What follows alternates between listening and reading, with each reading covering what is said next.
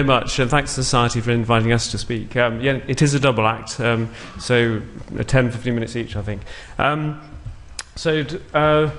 It now is perhaps quite obvious that nitrate does things to the vasculature, but that's only become obvious in the last 5 to 10 years. It really wasn't obvious, but it's quite difficult to see that. So I'm going to try and take us back and show you why it is. But obviously this, on the title slide, this is obviously rocket, which is high nitrate. These are all high nitrate containing foods.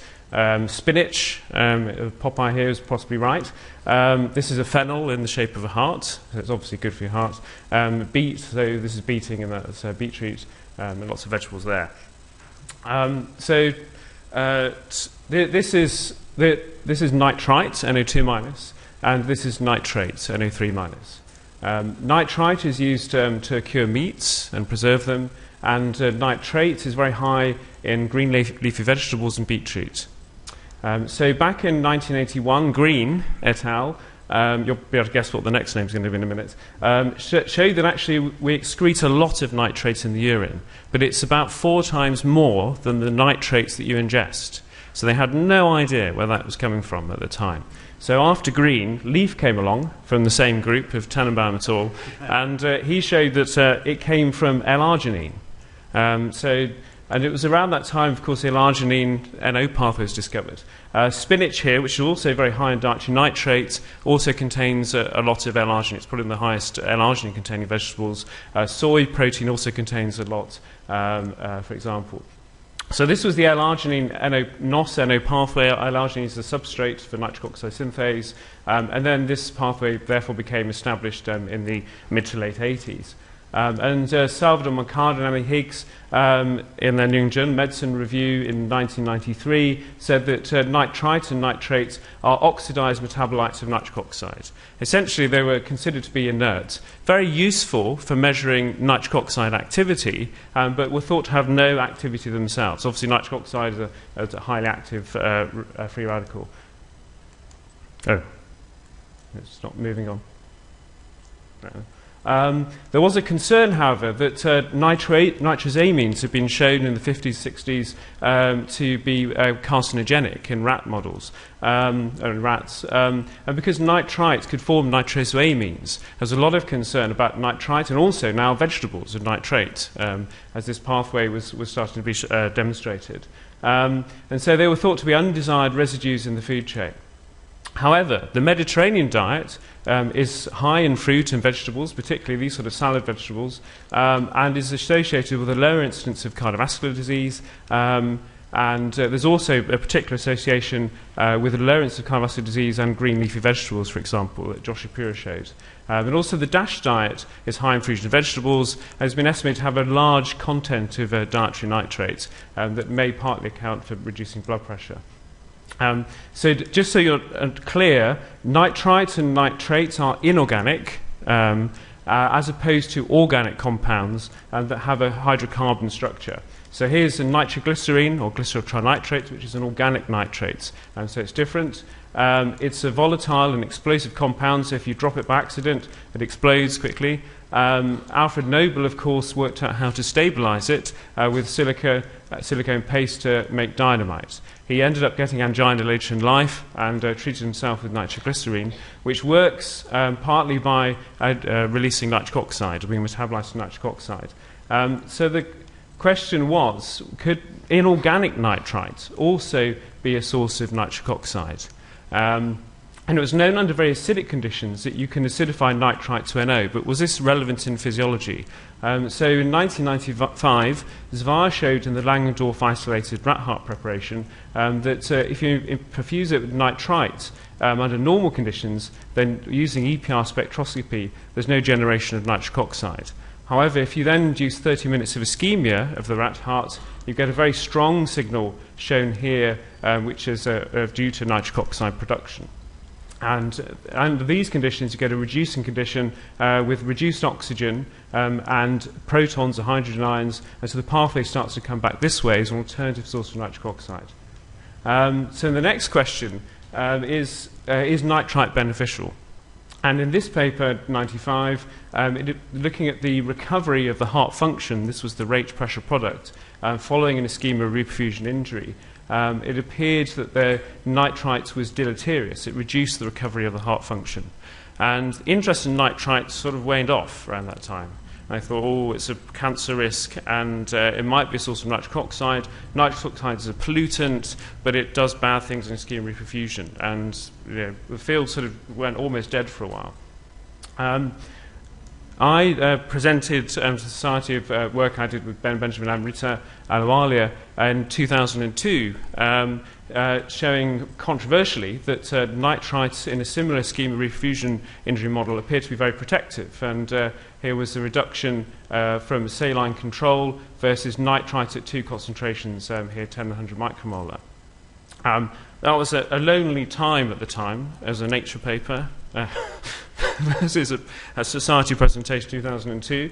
But subsequent to this, there have been no further studies showing a deleterious effect, but there have been other studies by other groups, the group of Mark Gladwin et al. A year later in 2005, in the heart and the liver and other organs, and year on year there have been further studies. And now this has gone into clinical trials, several trials in Britain of nitrite in acute myocardial infarction. So the next question was, does nitrite dilate blood vessels? So we've shown under acidic or ischemic conditions that nitrite can get reduced back to NO, but what about more under physiological conditions?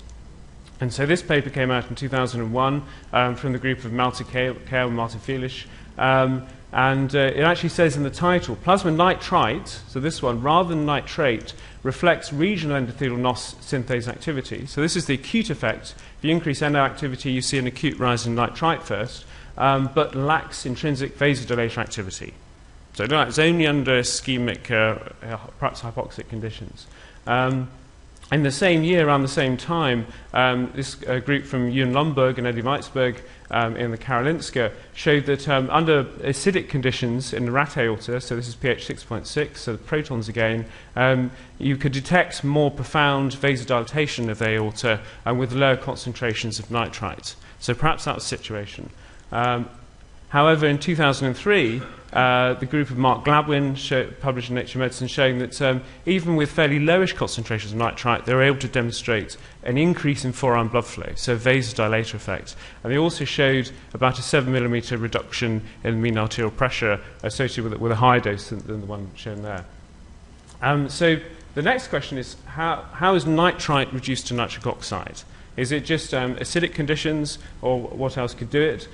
So the group of Mark Gladwin mainly pioneered this, showing that deoxyhemoglobin, so hemoglobin under deoxygenated conditions, can reduce nitrite to NO. So this is going through the vasculature from oxygenated conditions in the larger arteries to the resistance vessels in skeletal muscle where oxygen gets removed by metabolism, and you get reduction of nitrite to NO. And the balance point for maximum conversion of nitrite to NO is when hemoglobin is about 50% saturated with oxygen. So deoxyhemoglobin is one way to convert nitrite to NO. That's the equation. And then we showed that xanthine oxidase in heart tissue, and this is rat heart tissue, but also human heart tissue. If you give allopurinol, for example, it's an inhibitor of xanthine oxidase, will reduce the amount of NO produced from nitrite. And we later showed that xanthine oxidase is also present on the red cells, and so this is another site where nitrite could be reduced to NO. And also, surprisingly, endothelial nitric oxide synthase itself could also act as a nitrite reductase to generate NO from nitrite. And subsequently, several other nitrite reductases have been demonstrated. So that's thinking about nitrites, which is sort of where the field was focused, or part of the field was focused on at the time. But what about nitrates? Could that generate nitrite or NO? And going back to 1994, both Ben Benjamin and Ewan Lundberg independently showed that dietary nitrates, so giving lettuce, for example, would increase gastric NO levels. And this, Ben Benjamin showed that this had anti-infective properties, for example. But it was a subsequent paper by Gillian McKnight with Ben Benjamin showed that whilst you get a big rise in gastric nitrate, as you'd expect, and plasma nitrates, the gastric nitrite levels are very low. So it was thought that you generate NO, but not much gastric nitrite.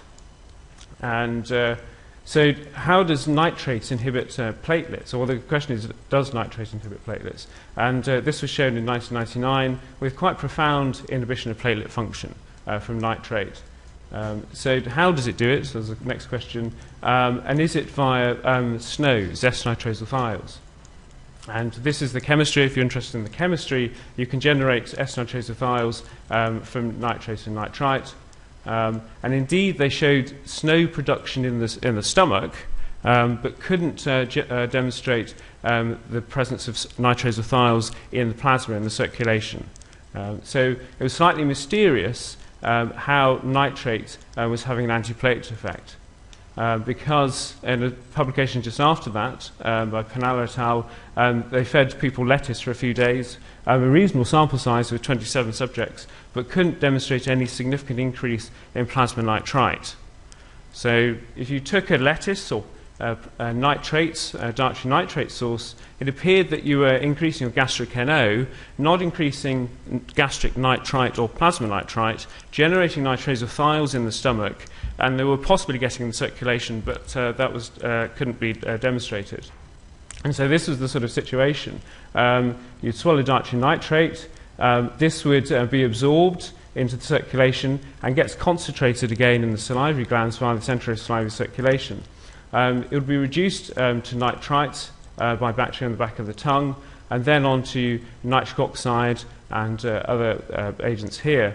And possibly some of this nitrosylthiols that were produced might get absorbed, but it didn't appear that nitrite was getting absorbed. So we looked to see whether nitrate could increase plasma nitrite, and this is how the study was portrayed in the Daily Mail, but the subjects were fully clothed, so it's not quite accurate. And as we expected, we got a very large rise in plasma nitrate, and we also demonstrated a fairly acute rise in plasma nitrite. Although it wasn't as acute as the rise in nitrate, it peaked at around 2.5 to 3 hours. And this is because of time to accumulate the nitrates in the via the intrasalivary circulation in the salivary glands, and then secrete it, and then for it to be converted to nitrite, and then for it to be absorbed. So that's the explanation for the delay. So here we were getting direct absorption of nitrite from the gut into the circulation. So the next question is, does nitrate therefore lower blood pressure? But because it's generating nitrite, and it previously been shown that nitrite could lower the mean arterial blood pressure.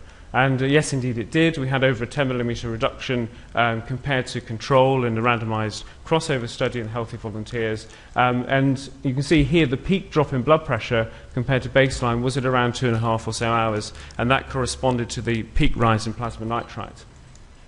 So you may have, apologies if you've seen this cartoon before, but this, you swallow the beetroot shown in purple here, containing dietary nitrate. About 2/3 of the nitrate is excreted in the urine. If bacteria are here in the urinary tract, a UTI, that contain nitrate reductase enzymes, they'll reduce the nitrates to nitrite. So that's the principle of the urine dipstick on the ward.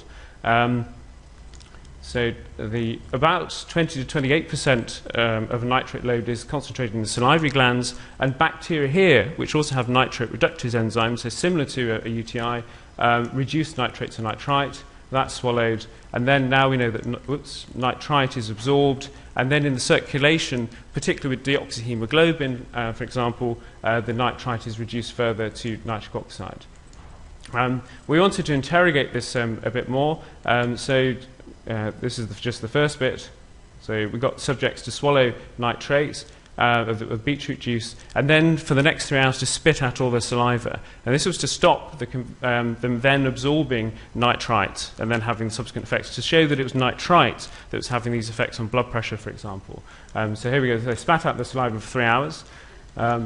And there was no effect on the plasma nitrate concentration, but it stopped completely the rise with spitting all the saliva for 3 hours, the rise that we otherwise got in a crossover study of nitrite. And also a similar thing with the blood pressure. When they spat out all the saliva, there was no drop in blood pressure. But we got a repeat drop in blood pressure with normal swallowing of the saliva for 3 hours. Just quickly, because we'd shown previously that nitrite was protective in ischemic reperfusion injury, could nitrate, as it's now a source of nitrite, also be protective? And indeed, in a flow-mediated dilatation IR study of 20 minutes ischemia, 20 minutes reperfusion, we showed protection here with the purple bars. This is beetroot pre and post, and this is just control water. So all this, the last question, could nitrite inhibit platelets? It had been shown in 2005 by Nathan Bryan et al. In Nature Chemistry and Biology that if you gave IP nitrite to rodents, if anything, there was an increase in platelet aggregation. So although it was known that NO could be an antiplatelet agent, nitrite didn't seem to show that. And everyone believed that at the time, apart from us. I thought, well, surely nitrite's going to reduce to NO and it'll be antiplatelets.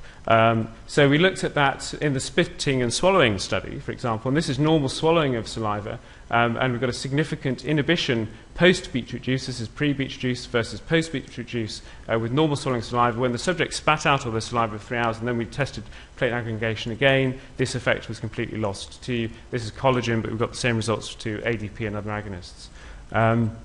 So the well-established now NO nitrate-nitrate pathway, in 2008, the reverse of that, the Nitrate-Nitrite-NO pathway was born, so it's just around the other way. But that first is mentioned really in 2008, so only 5 years ago. And this is some data we presented a couple of years ago to the Society showing following nitrate ingestion, a big rise in nitrate, and then the rise in nitrite. And with exhaled NO, we also get quite a large increase in exhaled NO as well. So again, nitrate-nitrite-NO pathway. Of course, all this sort of stuff was known a long time ago by the Chinese. This is from the Dun Huang collection, a collection of 2,000 or so scrolls, and is basically a description of using saltpeter, potassium nitrate, for patients who sound like they've got acute coronary syndrome, probably. And they say this will surely work at the bottom. This is, of course, while they were trying to create explosives as well and blow themselves up and look for an elixir of life at the same time. The last point is other effects of nitrate-NO pathway. There's big concern about stomach cancer. This has recently been quite extensively reviewed by Nathan Bryan in the States, and a critical review of the animal toxicology literature of nitrite shows in the absence of administration of carcinogenic nitrosamine precursor, there's no good evidence for carcinogenesis, and the recent prospective epidemiological studies also don't really demonstrate any association. In rodent models, nitrate and nitrite are actually gastroprotective against NSAID-induced gastropathy, for example. And as an alternative medicine, a lot of patients with cancer think that beetroot extract may be protective, and there's some in vitro and in vivo evidence for a variety of cancer lines. There are lots of other effects which I haven't got time to go into, but exercise was a big thing in the Olympics. That's the secret of Team GB, as Boris Johnson said, was beetroot juice. But a lot of other effects have been demonstrated subsequently, and I think Vic will cover some of these. I'll skip over. There's a very exciting area of research at the moment. All sorts of therapeutic avenues are possible.